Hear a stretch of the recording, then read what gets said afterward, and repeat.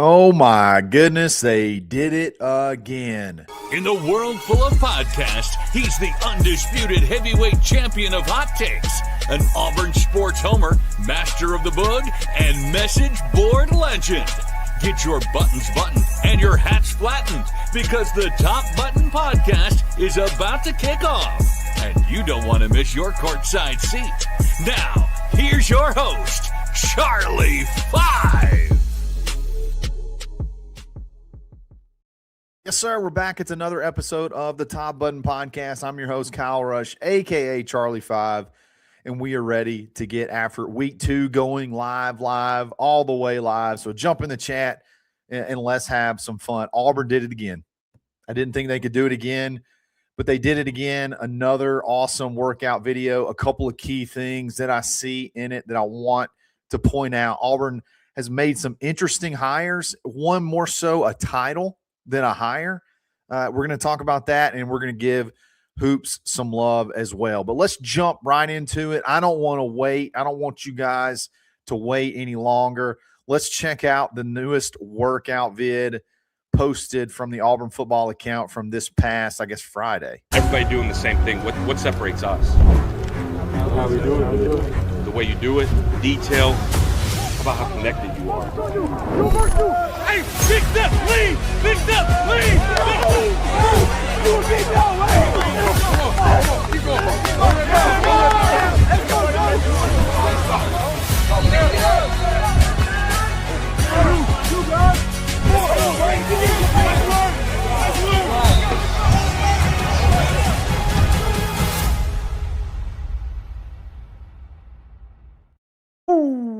After a weekend of just great Auburn athletics, what a way to kick that off. Like, what a way to kick that weekend off. You win 3 big baseball games.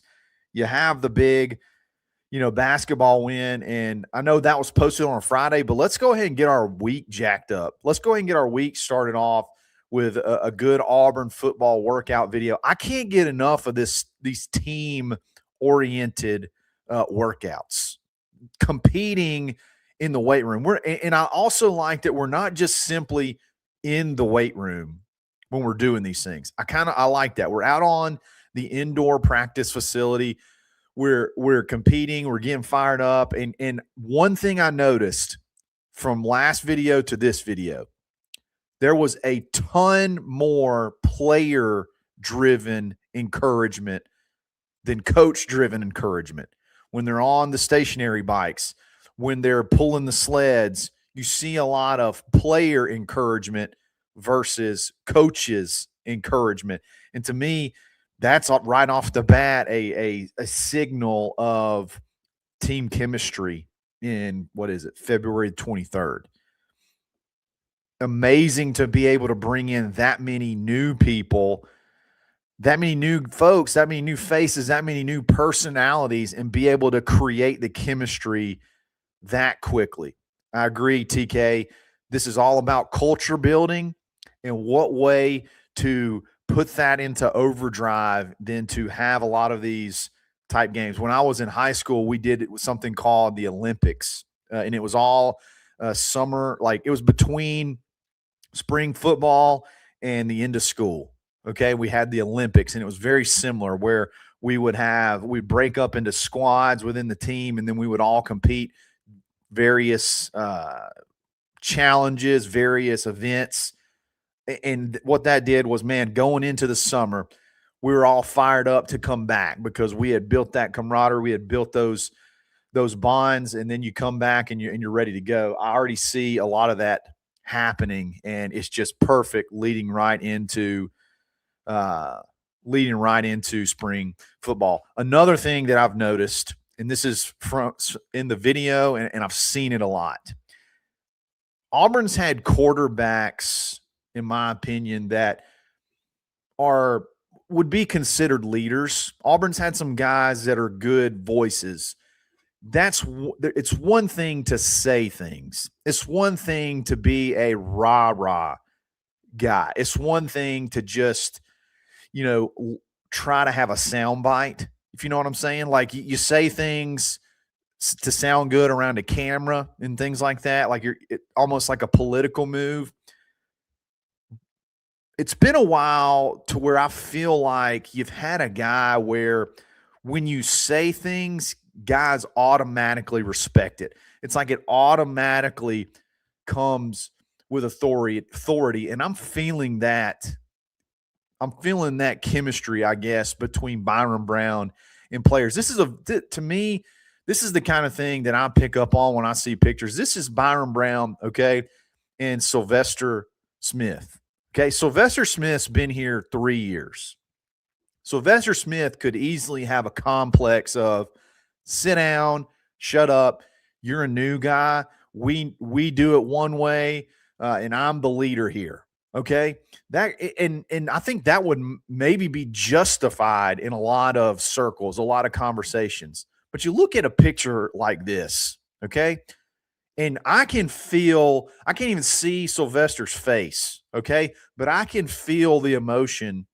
I can feel the connection between him and Byrum Brown just from this picture and seeing. I can't even see the expression on his face, but I can feel it. And that, to me, is a characteristic that you can't coach. That is a characteristic that there's no summer camp that can teach that. That's a characteristic that you can't do drills on to get better. That is just an infectious, gravitational pull of just leadership and authenticity when people just feel this guy's got my back. This guy is going to take us somewhere. I can depend on this guy. I can't really think of a quarterback. You have to probably go all the way back to Cam. Would probably say Nick Marshall, but I don't think Nick Marshall was super vocal. I don't think Nick Marshall was ever the guy that was going to be jumping up and down during workouts. He was more of a silent assassin, okay? Probably got to go all the way back to Cam. And when I'm thinking about Cam, I'm thinking about that Clemson viral halftime speech where he was just like, we ain't losing this game. You know, we're not doing it. And everyone rallied around him. And remember, nobody on that team, nobody on that offense for sure was drafted. You only had Nick Fairley drafted, I think, on the other side. So he got the best out of everybody around him. And to me, that's something I feel from when the more I see from Byrum Brown. And I agree, Matt Ash joining us on Facebook. That's the kind of leadership that rallies everybody in the fourth quarter. That's the kind of leadership that gets people going to feel confident that you're going to go make a play to win a game, because how many times it feels like Auburn's been in reverse. Who's going to screw it up, not who's going to go win it. And I feel like when you see stuff like this, it just feels like the other guys believe in Byrum Brown, and he's only been here like a month. It's crazy. Really love it. Great to get fired up on a Monday. Love the leadership. Love the workout vids. It's fantastic. Gets us a spring. March 17th. We're 3 weeks away? So we got some time. We got a lot of stuff to talk about between now and then, but really, really good stuff from Auburn football. The production team is in their proverbial bag. So we're going to talk about some interesting hires, and one is more so a title than a hire that I really think is intriguing and something maybe Auburn's been lacking for quite some time. But before we do that, let's give a quick shout out to Precision Tune Auto Care in Opelika. You know that noise you've been hearing or that warning light? You keep hoping turns off. That's your sign to call Precision Tune Auto Care of Opelika. They'll perform a full digital inspection and send you photos and video of what they find, so you're never left guessing. They explain everything clearly and let you decide how to move forward. I can attest on 2 occasions already. No pressure, just clarity and honesty. If something doesn't feel right with your car, check out Precision Tune Auto Care of Opelika. Also have a location under this same program in Alabaster. And don't forget to mention the Top Button Podcast. And also we want to give a shout out to Roback.com. Use coupon code BARN20 to take 20% off your order, polos, pullovers, hoodies, whatever. They got it, and they have Auburn licensed apparel as well. Check them out. Show them some love. Save big. It's rowback.com. We'll be back right after this.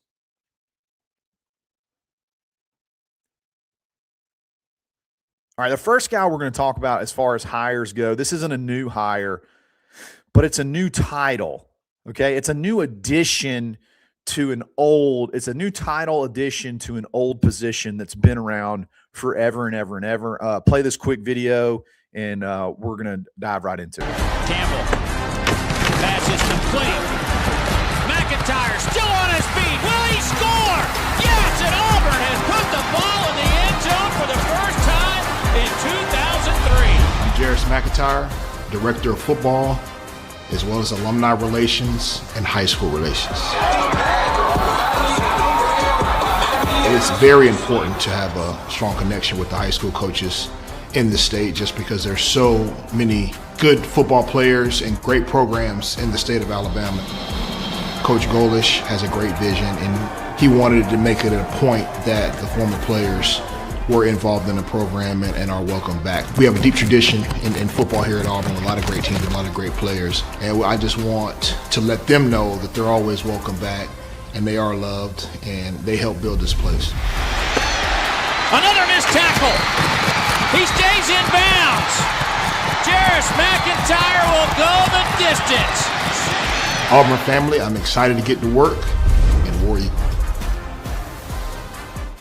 First, we got for my older homies, we got to pour one out for Jefferson Pilot. Man, remember those JP games, If you got the Jefferson Pilot game at 11 o'clock, you were not, you were not part of the biggest games of that weekend, and also how sad it was. I think that was like the third game of the year, and that was the first touchdown we scored in 2003.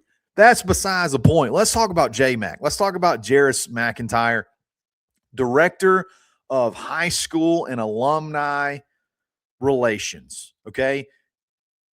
The Director of High School Relations has been around for 100 years. It feels like that's always been a position, had it on every staff before, and that's your guy that is sort of your liaison with high school coaches. And he talked about being, tied in with all the Alabama high school coaches. He's even got a ton of Florida coaches. Remember, he was the head coach at Tampa Catholic for a while. Tampa Catholic, we got guys like Devin Barrett, Nate Craig Myers. Remember, Nate Craig Myers was like the number one player in the country before he broke his leg, I believe, in his junior year or at some point in time. But yeah, I remember that was a big get. But yeah, Jarris McIntyre was the guy there. Then he goes to Central Florida, and now he's here at Auburn. Look, to me, it's not so much him being the Director of High School Relations. It's that extra tag on there, Alumni Relations. I don't know why it seems like at Auburn, every single year, there's a former player speaking out about having a poor experience or not given this or not had a returned phone call, or this or that. And maybe it happens across all of the fan bases, all schools, but it feels like in particular at Auburn, we've lost the game when it comes to being there for our former guys. There's always guys that come in and say, we weren't welcome with the last staff. It's glad this staff's finally letting us come back and blah, blah, blah, blah, blah. Auburn's just always dropped the ball there, it feels like. Y'all correct me if you feel like I'm wrong in the chat, but that's the way it feels. Always a former player speaking out about something that happens badly, a bad experience at Auburn. Now, there is a train of thought. And I understand it, that hiring former players can sometimes lead to messy divorces, okay? So schools shy away from it because it gets really hard if you got to fire somebody. There's emotional connection there. There's an emotional connection with the fans. There's an emotional connection with the school. But I think for this particular position, it almost needs to be a former player. And when you put the tag of alumni relations on the end of it, that makes this particular position, and it being a former player, Jarris McIntyre, a recognizable player, a successful player, it makes it that much more impactful because he's been there. He's been there. He walked in those shoes. He's probably called Auburn at times asking for tickets, or called Auburn, hey, I want to bring XYZ player to come visit. Like, he's been there.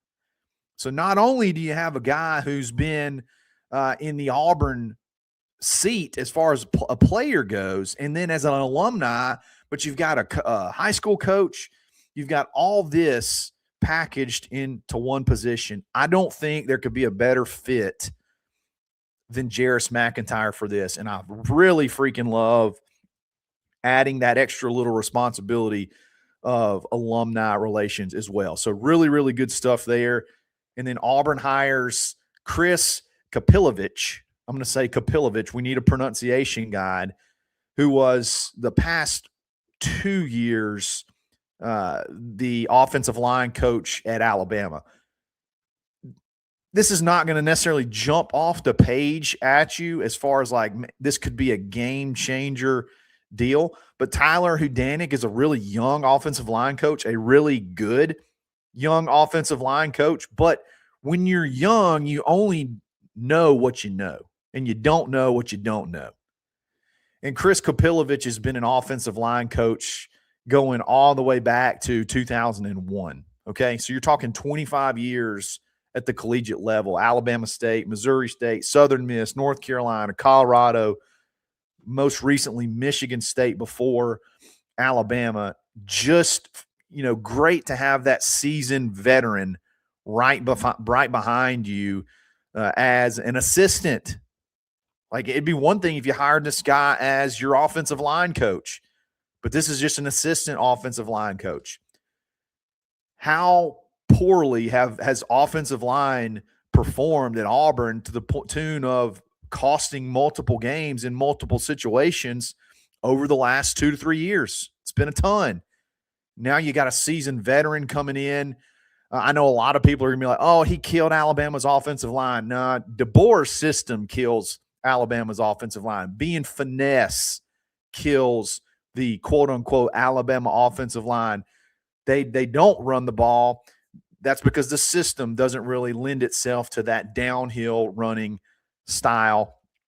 I'm happy to get this guy in just to be another voice, be another set of eyes as Tyler, Coach Hootie, starts to just really ramp up his resume and build his stock as, an SEC offensive line coach. So really, really good stuff there. Those two hires are intriguing, and I hope y'all think so as well. Let me know what you think about in the comments. Now let's give some quick hoops love. Again, taking down Kentucky 75-74.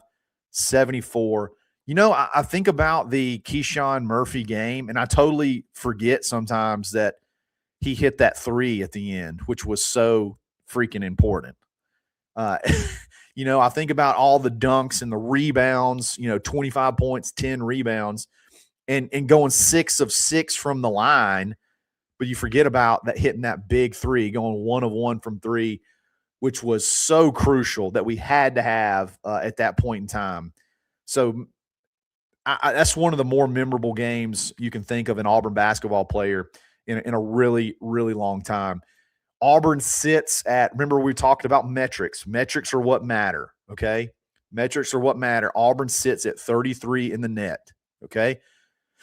You got an opportunity against Oklahoma that, at least as of right now, will be a quad one game. They're 71st in net. So obviously if Auburn wins, that's going to drop them, but can they stay inside that top 75? Because road games versus top 75 in net opponents are still quad one. If Auburn were to win that game, that gives them 6 quad one wins, which puts them around a tie for 10th to 15th as far as total quad one wins, which is really, really, really awesome. And then, you got your 2-game stretch at home, and then you got Alabama, another quad one opportunity. It's going to be really hard after that win for Auburn they're going to have to really screw it up to not make the tournament. I'm just going to say it. They're going to have to really blow these next 3 games to not make it to the tournament. I still think 2 wins out of this next 4 gets them in. 3 wins makes it super comfy. And then obviously 4 wins is just gravy. So got to hang in there. You see them win games like this against Kentucky. You see them beat the Floridas of the world, the St. John's, the NC States. You see them win these games. You know that's in there. You know that basketball team is in there. Can Steven pull it out of them and keep them locked in? And sometimes this is like a galvanizing win too, where you can maybe, all right, we've sort of ended the streak. We've got that bad taste out of our mouth, and we did it by beating Kentucky. Maybe we can go on a little bit of a run. Guys, I really appreciate y'all listening. This is so much fun. The live stuff has been fantastic. The chat's been awesome. Love the comments. So let's keep this thing rolling. Let's keep this thing rolling and have fun doing it. I really appreciate y'all listening. We'll be back again tomorrow. It's another episode of the Top Button Podcast live. Stay buttoned. Thanks for listening, and drive home safely.